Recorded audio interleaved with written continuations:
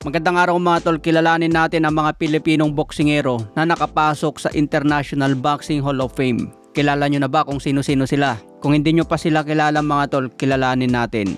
Nangunguna sa listahan ang tinaguriang The Flash ng boxing. Walang iba kundi si Gabriel Flash Elorde. Siya ay pinanganak noong Marso 25, 1935 sa Cebu. Kilala siya sa kanyang mabilis na footwork at kahangahangang left hand na nagbigay sa kanya ng titulong World Super Featherweight Champion na kanyang hinawakan ng mahigit 7 taon.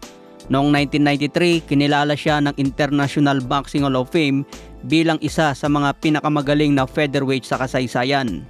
Siyempre, ang kasunod ni Elorde ay ang alamat na si Pancho Villa na may tunay na pangalan na Francisco Gilledo. Siya ang kauna-unahang Pilipino at Asianong world champion nang talunin niya si Jimmy Wilde noong 1923. Sa edad na 23 anyos, tinapos niya ang kanyang karera sa maagang pagpanaw.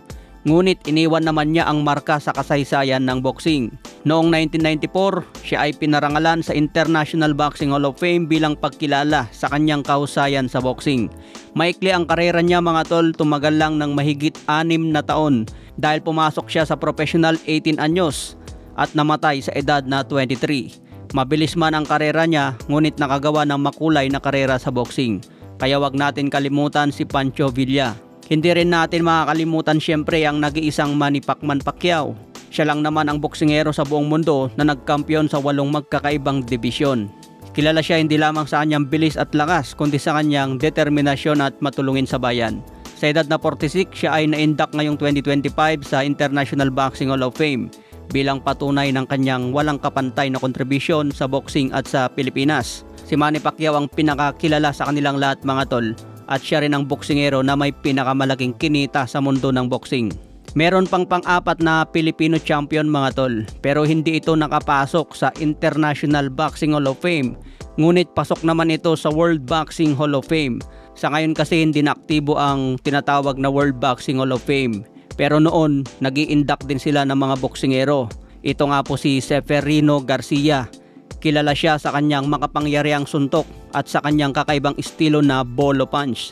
Isang suntok na sinasabing siya mismo ang nagpasikat. Noong 1939, nakamit na niya ang titulong World Middleweight Champion at siya ang kauna-unahang Pilipinong boksingero na nagkampiyon sa middleweight division. Isa ito sa pinakamataas na division sa boxing kaya hindi biro ang kanyang naabot. Siya pa lang ang Pilipino na nakapagkampiyon sa middleweight. Noong 1981, kinilala siya ng World Boxing Hall of Fame at pinarangalan bilang isa sa mga alamat ng boxing.